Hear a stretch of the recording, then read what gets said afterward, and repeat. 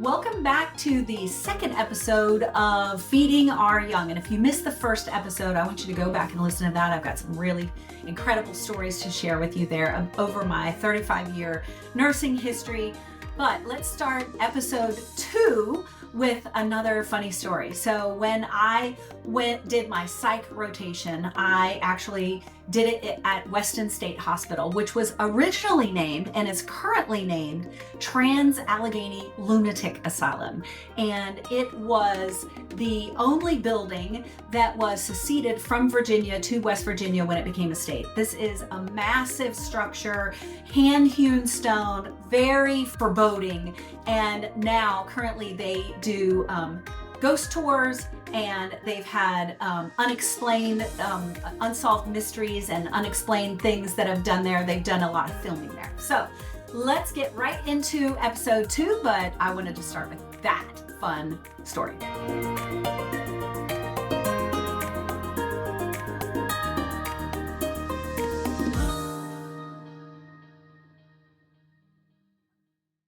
Welcome back to the Feeding Our Young podcast. And Kim, thank you for sharing that story. As is tradition here, we do something different for the, if people are willing and or we have the time, we do something different for the part 2 intro. And I think that was brilliant. So thank you for sharing that story for that. But with that, let's dive right into the discussion.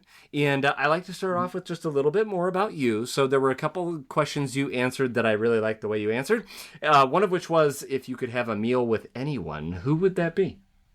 I had a hard time kind of thinking about this, but I think Betty White, because she lived so long. Just imagine all the things that she saw, and just she acted, she portrayed someone that was so simple and ditzy and that sort of thing, but she had perfect comedic timing. Mm-hmm. And if you've ever seen any of her outtakes, I just think that would be the absolute best meal. It would be hysterical. So that's what 100%. I'm a huge fan of Betty White and everything that she had ever did, because she was, and like you said, you could see how sharp her mind was all the way through her life. And even though she did so many things predating this, one of my favorite things in her later life that she did you ever see the movie The Proposal? Yes. Oh, yes. Ryan Reynolds and yeah. And yes. So, and she just, just hilarious in that. She just, in everything, everything she did. So that's fantastic. I would sit down at that meal if invited, for sure. And then the second question that I like how you answered too was, what is your superpower, Kim? So I feel like my superpower is to take really complex, because the body's complex. God made us amazing. So anybody that says that this was just by accident, I just have a hard time with that. This is by, intelligent design, and just the way that the body works is very complex. And, teaching people how their body works can be really complex. And we have to remember that not everybody understands science or geeks out on science like we do.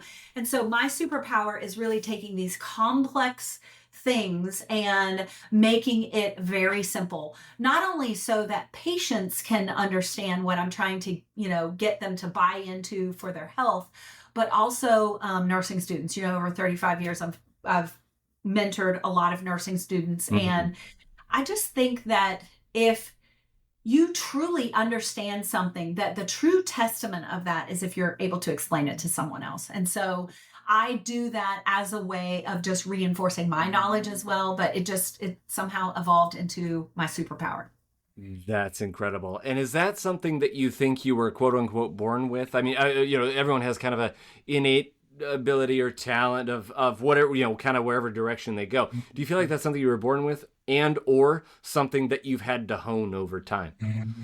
No, I think it came out of necessity, because even though I've said before that nursing school just kind of made sense to me and I never really struggled or anything like that, but if there was something that I struggled with, what really frustrated me was the fact that I would ask a question and I would get exactly the same information in exactly the same way. And I'm like, well, I didn't understand it the first time. Speaking louder to me, saying it again, doesn't make me understand it any better the second time. And so it was really built out of that frustration. And so many times, you hear this all the time. If you have a question, ask it, because there are no dumb questions. If you have the question, someone else likely has the question. And so I was relentless, and I would be like, I don't understand that. Tell me again, or tell me a different way, or tell me, so I really do kind of root for the underdog, and I can kind of see struggle a little bit. And so that's where that came from. I just really wanted people to understand how their body works, and to get that explanation. So it came out of, I guess, empathy or sympathy, having my own frustrations with not truly understanding a complex concept.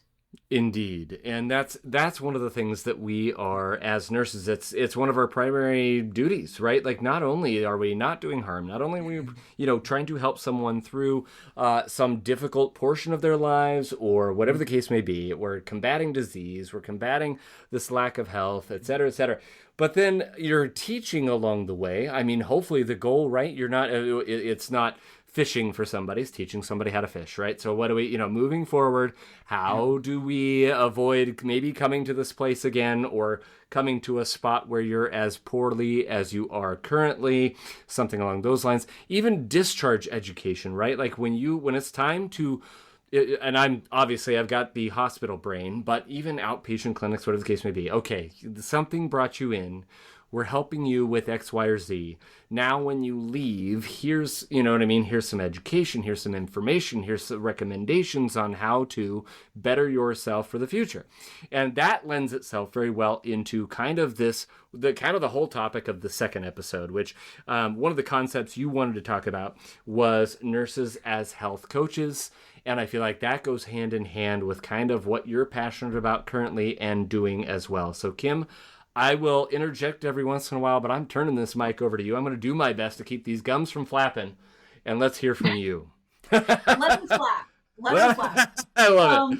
Yeah, so let me think about how best to say this. So a couple of years ago, I really did a hard pivot in my career. I thought that once I left being a nurse practitioner and went into anesthesia, that's really what I was going to be doing forever. And I still do that. But at that time, my mom was sick, and she ended up dying at the age of 69 from metabolic disease.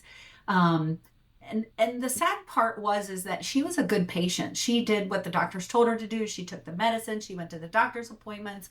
But part of the problem is that they didn't really ask about her habits and her eating, and what a meal looked like to her, and how many calories she was getting, and how she was sleeping, and all the things that affect your metabolic health. And so she died at age 69. And I remember I was so upset, because I just remember she was always such a healthy person. She was young and vibrant and healthy. And then menopause hit, and I remember very distinctly seeing her body change, her mood change. And she never really righted that course. She just, menopause was like a big pivot. And she just sort of stayed on that path until she was dead at 69. And heartbroken. I myself at the same time was going through menopause myself. And it's not a good easy road for most people. Yeah. And so if you are going through menopause, or somebody that's going through menopause, just have some sympathy and empathy, and realize that it truly is life-changing. Yeah. And so I was struggling. I was probably 60 pounds heavier than I am now. I wasn't sleeping well. I was having 50 hot flashes a day, and I sought the care of my OBGYN, and she was less than sympathetic. She basically said, yeah, menopause sucks. I can give you these synthetic hormones. And that was pretty much it. She didn't ask me how I was sleeping. She didn't ask me anything about my mood, anything about my energy. She asked me nothing. And I got mad. Yeah. So I got mad, and I decided that I was going to figure this out. I was going to figure out holistically how to make myself feel better, how to make myself feel like myself. That was really what I was looking for. And so I went down the rabbit hole of functional medicine, holistic health, those sorts of things. And it just clicked. Like it was, I'm home. This just clicked because, I've spent all this time dealing with disease, and now I wanted to focus on health. I really wanted to focus on the positive, the good stuff, and not just treating disease, but really focusing on health. And so I spent, a good 6 months learning functional medicine, unlearning some of the things, that we believe in traditional medicine that don't make sense, maybe, that we need to learn a different way. We need to hear a different way, and opening my business, and then starting to treat patients. So I just recognized that I think as nurses, we are expertly positioned to do this. So let me give you a little side story as well. Because I was a nurse practitioner before, I was previously able to write prescriptions. In the state of North Carolina, nurse anesthetists are not considered advanced practice nurses unless we're saving your life in surgery, or we are in the pre-op area saving your life, or we are in PACU saving your life. Other than that, we are not considered advanced practice nurses. So I function as a nurse in my functional medicine practice. And initially I was a little upset by that because I thought, oh my gosh, I have all this education and I'm not able to use it. I can write these prescriptions. I can do, hormone replacement therapy, whatever it was. And I even considered going back and re-educating so that I could do that. But I didn't do that. And I have to lean into functional medicine. I think it makes me a better functional medicine practitioner that I can't write prescriptions, because I think a lot of functional medicine practitioners who do have that prescriptive authority kind of ride the fence, and they'll give you some functional medicine stuff. They do some of the functional tests and, that sort of thing. But then treatment, they kind of rely on these medications, and I don't do that. So I am nutrition first. I'm going to talk to you about lifestyle. We're going to talk about, I want to know how you're sleeping. I want to know what you do for the hour before you go to sleep if you're having trouble sleeping. I want to know what happens when you wake up at 3 o'clock in the morning every morning. Like, what is it? What do you do when you wake up at 3 a.m.? How do you feel? And then, we're going to talk about, when do you get outside for the first time? When do you drink? What do you have for breakfast? Those kinds of things. And I have to lean on that, because that's all that I have. I do supplements, those sorts of things, but supplementing, I don't exchange a natural supplement or, for a prescription. I don't do that. We supplement when all this other stuff hasn't worked. And I got great results. And so I actually have seen, again, getting in that line sort of accidentally from my political science major to here we are again. And, there's divine design behind why I was a nurse practitioner and I let that license lapse, to now, making me the functional medicine practitioner that I am. And I just think that, that nurses are uniquely positioned. Our whole history is not helpers of doctors. We have our own unique education, and we do things and we think of things that medicine doesn't think about, that traditional medicine doesn't think about.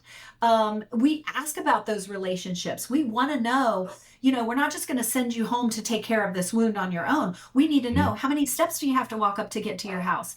Where's the handrail on your stairs going up? How are you going to use that crutch to get upstairs? Yep. Who's going to be making your meals for you?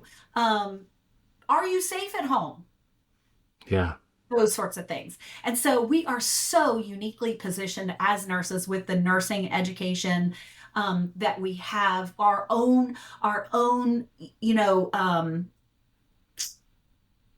nursing education. I don't know how else better to say it. Our unique, what we focus on. I was going to say, we have a unique foundation, and it's not, you know what I mean? It leads to what this, like collaborative medicine, right? This relatively newer idea of collaborative medicine, as opposed to the, my wife's grandmother saying that back in the day, a physician, an MD, walked into the room and every nurse stood up. the doctor took their choice of chair or wherever they needed to sit, and then everybody sat back down and went back to work. And that, I understand the respect part of that, but we've come a long way from those days to the point where you get all these different collaborative ideas together. But that's, in regards to what you're saying, I feel like that's the direction we're going, right? We're talking about the foundation that we're provided as nurses as opposed to other disciplines in healthcare. And it has its own unique, its own unique discipline. There are things when I was a nurse practitioner, and we talked about this, that why did you not hire a PA? So let me talk about this. Mm-hmm. Why did you not hire a PA? And he said, well, because PAs, no offense, I love PAs. I have many friends, so this is not better than, worse than, different than. And he said, a PA is educated in the medical model, and they are taught part of what I am taught as a physician. Now, this came from the surgeon that I work for. They are taught part of what I am taught as a physician. But you are taught so many other things. You think differently. You see things differently. You go about things completely differently. He goes, I want you to make my practice better. He said, I just felt like a PA was going to be a watered down version of me. And he said, you're putting like the cherry on top of my practice. Oh, wow. Which is why I loved him. Like addition by multiplication, right? Like that's the whole thing. He totally got it. He totally got why nurse practitioner was what he wanted rather than a PA. That we have to own that. And instead of sort of feeling less than and feeling like, well, I'm not a doctor or I'm not a whatever. Nope. You know what? You're not. You have this very unique set of skills, set of knowledge, and your view is so totally different than what medicine is, and that medicine actually needs us to own our uniqueness. Mm-hmm. Mm-hmm. Oh, I love the way you say that. Oh my gosh. And I feel like we could end right here, but we're not gonna, because I love that you're an incredible storyteller. And so, bringing it back around to this, kind of this functional medicine, how long have you been doing what you're doing? You talked about your business briefly, but tell us more. Like, you talk about these examples of people you have helped. Obviously HIPAA and, patient confidentiality and all that, keeping that in mind. Tell us some stories of how this has functionally helped people. And then, how long have you been doing this? And tell us more about your business. So I opened my business March of year before last. So just not quite 2 years that I've been doing this, and I'm 100% telehealth, which was I'm a kinetic learner. I talk with my hands, you know what I'm saying? And I thought, I don't know how I don't know how I'm gonna feel about this. I don't know how they're gonna feel about this. But functional medicine really is a lot about getting the story of what's going on with someone and allowing them the space and the time to talk and to give you the information. There's not a ton of, there can be, but there's not, in my practice, there's not a ton of hands-on. I mostly focus on metabolic disease, metabolic health, for obvious reasons. And so I have just, I wrote a book this summer. I haven't published it yet because, publishing it's a beast. But I wrote a book, and it's about how I uniquely view health. And I view it as starting in the gut, that gut is foundational. We hear all the time that our gut is our second brain. I'm here to say that our gut is our first brain. And the reason that I say that is because you're in utero, your gut and your brain form at exactly the same time, and they split. But as we develop and as we go on throughout life, your gut sends twice as many messages to your brain as your brain sends to your gut. And your gut communicates with every other organ in your body, including your skin. So it really is, I believe, the first brain, and it's foundational to health. So if your gut is not healthy, you are not healthy, period. So my whole, I teach metabolic loop, which is that we are one organism. So you can break us up into as many subsystems, and, a kidney doctor or, you know what I'm saying? Like, you can have all these different focuses, we call that siloed healthcare, where everything is just kind of systems based. That isn't how your body functions. And so when you treat someone like that and you don't see the whole picture and you don't see how everything relates to everything else, then you're not going to be successful in helping people to focus on health. You might be successful in managing illness, but when we're talking about health, and that's a completely distinct, focus, you really have to look at the body as an ecosystem. And then once you fix the gut, hormones are naturally going to come into balance. And, I teach that hormone is one side of the coin, neurotransmitters is the other side of the coin. So many people are anxious these days. So many people have mood issues that they feel like they're coming out of their skin, or they're depressed. I mean, suicide and all of that. It's so sad. And First of all, a lot of that starts in the gut by the diet that many people have been fed their whole life now, but a lot of times I think that we think that neurotransmitters is something I was born with. Hormones is something that I can manipulate. And that isn't true. They're built from the same building blocks. And so what you're eating and how you're honoring the rhythms of the day, of the seasons, of where you are in life, all of that is going to affect your hormones. And I think that even when we talk about hormones, people are like, hormones is something that you give someone. It's something that you just manipulate. And it's not. It's something that you support. Your body is wonderfully made and it knows how to heal itself. A lot of times we just have to get out of the way and we just have to support in what it needs to do. And I tell people that if we can knock down that first domino, everything is in a circle. So it's just gonna start a chain reaction and you're going to get healthier. Or if you've neglected all of that and that first domino falls towards dysfunction, that you're gonna keep going in that spiral because everything is connected towards disease.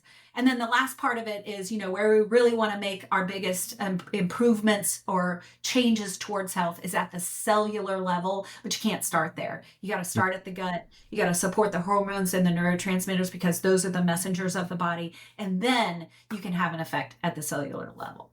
So that's my book in a nutshell. I love it. I'm so excited because, and for a little background to anybody listening, like Kim has been on the Feeding Our Young radar for quite some time. We went back and forth. She scheduled, and then we had this, and this happens on occasion, right? Lifes and all the things. And so then it was like, then we had this long gap of like, I just, I'm watching you from afar and I'm like writing this book and you have all these things going on in your life. And I was just like, oh, I hope she comes back someday. I'm going to have her in studio. I'm so excited. And then it worked out and here we are. And so I'm excited for however that gets published, however that gets released to that point, and seeing what these things, these very principles that you're talking about. And so I would hope that down the road, everybody, as that book gets published, wherever it's available, et cetera, that we'll update our website information with your, you know what I mean? Do you have a website for your business? Let's start there too. I do. Okay, wonderful. I actually went back to school one more time. We haven't talked about that. I got a PhD in holistic nutrition that focuses on ancestral diets. So the way that our ancestors ate before, there was a Kroger down the street. What do you have? Do you have Wegmans? No, but I've definitely heard of it. Yes. Do you have Albertsons? Yes, Albertsons, okay, and then I was trying to think. I had a brother-in-law that lived in. It begins with a K. It is outside of Seattle. Kirkland? Yep, yes. There you go. The birthplace of Costco. Yes, he was actually a teacher for Bill Gates' children, and he won Teacher of the Year like 3 years. Oh my goodness! So anyway, but that's what I know about Kirkland. I love it. I absolutely love it. No, and that's sorry, I was going somewhere with that. You keep going. You talk. Yeah, so, gosh, I don't even know what I was saying now. Yeah, I know. We both kind of hit this. I was like, wait. Ancestral diets. Gosh, you talk about rubbing people the wrong way. Like a lot of things that I say, like cholesterol does not increase your risk for cardiovascular disease. Certain types of cholesterol that we actually don't look at in our lab panels will affect your risk for cardiovascular disease. But cholesterol itself, I tell people, so let me give you an analogy. Let me sort of put into action what I said about taking these complex concepts and sort of making them understandable. So, Yes. here's what I tell people about cholesterol: is that cholesterol is what 85% of your brain is made up of. That when we made all of these statins, that we actually didn't affect the cardiovascular disease rate at all, but we've skyrocketed our dementia and Alzheimer's disease rates. So you need cholesterol to make every one of your sex hormones: progesterone, testosterone, and estrogen. So if you're real worried about your hormones, you need cholesterol for that. We also need cholesterol to have a healthy brain. And our cell membranes, so if we're talking about hormones, our cell membranes are made up of cholesterol. Our mitochondria that produce the ATP in our body, remember the Krebs cycle and all that chain and all of that crazy stuff that you had to learn, or that you are learning, that is a membrane. And so cholesterol is part of that membrane. And cholesterol is one of our biggest repair molecules. So you have high cholesterol on your labs, and your traditional practitioner may be telling you, we need to lower that. We need to put you on a statin to lower that so we can lower your cardiovascular risk. But here's what I say. So it's kind of like you have a house fire. That's inflammation, that's oxidative stress, that's damage to your membranes, to your cell receptors, to your mitochondria, whatever it is. And your cholesterol is going up because it's responding to that, and it's going to those areas to try to repair that area. And you have a news crew. So you got a house fire and you got cholesterol. These are the firemen that show up. And then you got a news crew that comes and takes a picture, and it says, house fire, firemen, they must have started the fire. That isn't the case at all. So yeah. Wow. I do. I'm just sitting here listening to how you teach things. And I'm like, I just want to sit down with you myself and hear this, you know what I mean? And so, golly, I mean, as far as your business is concerned then, so let's take it from there. You say you do a lot of telehealth and that sort of thing. So, it sounds to me as though you are able to take on patients, clients, from wherever. Is that accurate? Or is there a limit there based on licensure and all that? Yes, there is a limitation. So I can see patients anywhere there's a anywhere we have a compact state agreement. And so I can take one-on-one clients, but I also do, I have an educational program. So it's not that patient-client, relationship. So I actually educate you, and then I can do that nationwide. And it's the same information. Like it's still my, it's still my knowledge. It's still my metabolic loop. That's how I treat people. But it's just done in a little bit different way. So you access a portal and you have these pre-recorded, like this is step one, this is what we do first, this is what we do next, that sort of thing, a 12-week program that's available to everyone. And my website, which I never got to because I got distracted on ancestral diets and ticking people off, is kimwiestphd.com. Awesome. And it has both. So it has my, my one-on-one practice that you have to be in a compact state in order for me to work with. And then it also has my educational information on there as well, my educational practice as well. And in regards to compact state, is that something you make a determination of, or on the website, if someone is, from Colorado, and they're like, hey, I'm listening to this podcast, I want to check out kimwiestphd.com. Like, are they going to be able to see automatically which route they go? How does that get determined? No, actually, and I don't recommend that you figure it out, because I recommend that we have a call. It's free. You tell me what you got going on. Sometimes we'll do a lab review for you to see if, because I want to make your data make sense for you. And, we can do that. We do that on a call. A lab review costs a little bit of money, but, the call is free. Say, hey, this is what I got going on. This is who I am. Not everybody is going to get the full benefit of an educational program because they're not self-starters. Yeah. They're just not. And so, they need that accountability, and they need that hand holding, and they need that constant course correction that you get with one-on-one care. So I would, let you know which one I think. And, a lot of times I say, listen, you've got you've gone down a bunch of rabbit holes and you have a lot of knowledge. I think that you just need a path, and this is the path. And so, Nice. my educational program is the perfect thing for them. Nice. Wonderful. Well, so you guys, anyone who's interested, please, please, please check out her website. And we'll include it in her bio on the website. And so you can also go to feedingouryoung.org, go to the honored guest page, find Kim Wiest, and you'll see her bio, including that link there for that. So, Kim, before we close in our traditional manner, I don't want to, I just wish we had all the time in the world. But before we close in our traditional manner, is there anything that we have not covered or that you want to add to this conversation? No, I just want to say, kudos to you for doing this. Oh. Because I think a lot of times, nursing school can be intimidating. It's hard. It's, you just sort of feel like nobody understands what you're going through. I mean, it is, it can be really draining. It's just, and to just know that there's this podcast out here that really understands you and talks about the elephant in the room. I love it. Oh, thank you. That's the whole heart. That's the whole goal. And we want you all walking away from here with something new. You've learned something new. You, at minimum, you're walking away going, oh my gosh, there's somebody who's been there, done that. I want to be like her. I want to be like him.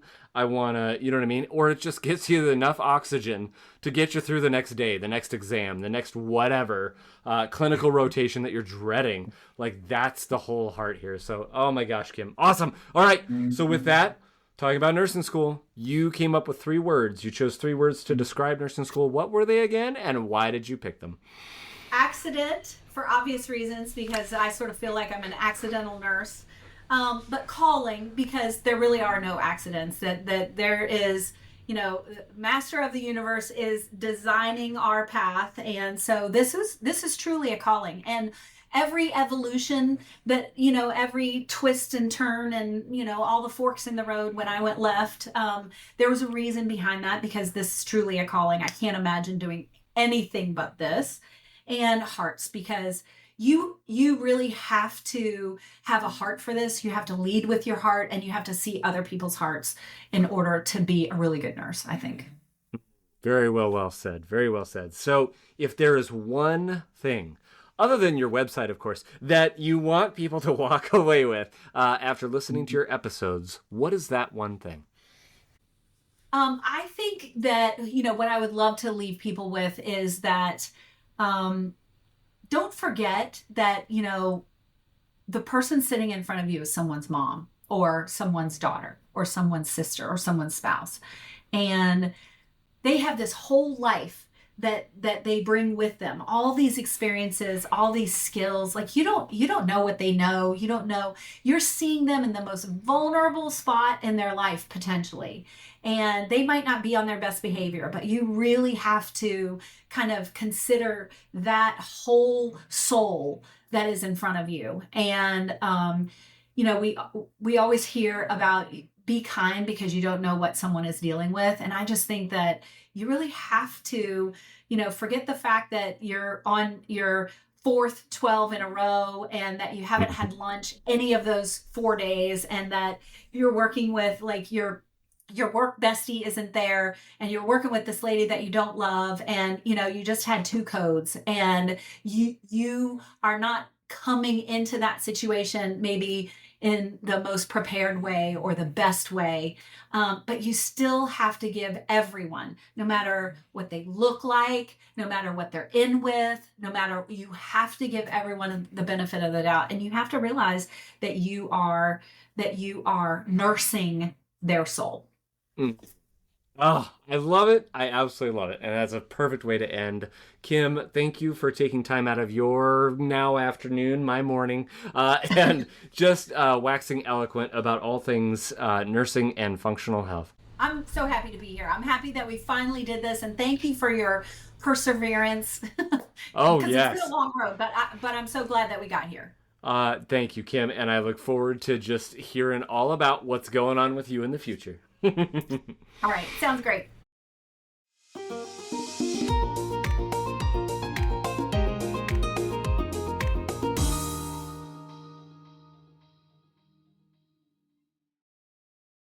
Here's what's happening on the next episode of Feeding Our Young. So I'd say also like with challenges in personal life, I feel like I kind of, depending on the situation, but overall, I feel like I've gotten to the point where if there's like issues, I'll kind of just like either say it or kind of just like deal with it as it is. So I think maybe that has translated to my clinical experience where if I felt either challenged by a nurse or even in my like first rotation in Jerry, some of my students were like, oh, like don't talk to that nurse, they're like pretty mean. And I was like, I honestly didn't really know who they were talking about, and I kind of just went up to them and it didn't seem to backfire. So I feel like I have been able to kind of translate like just addressing issues in like personal and professional settings in ways that haven't seemed to have gone bad. Yeah.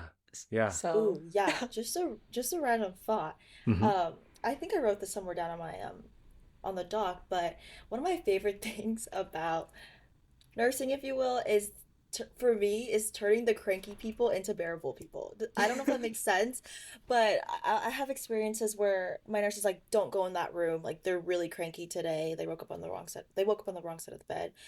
And I'd be like, "Okay." So I cautiously go in there because I have to do vitals or whatever. Yeah. And we would just be talking. Like I can think of at least 3 patients that this has happened to me. We just end up talking for so long, and my nurse has to come in and like steal me away and like ask like if I was okay or anything, and I was like, yeah, like I was fine, like we were talking, it was great. um and not to make them feel bad because they had already told me that Yeah. like they were cranky, but that's just another like high, I guess, of nursing.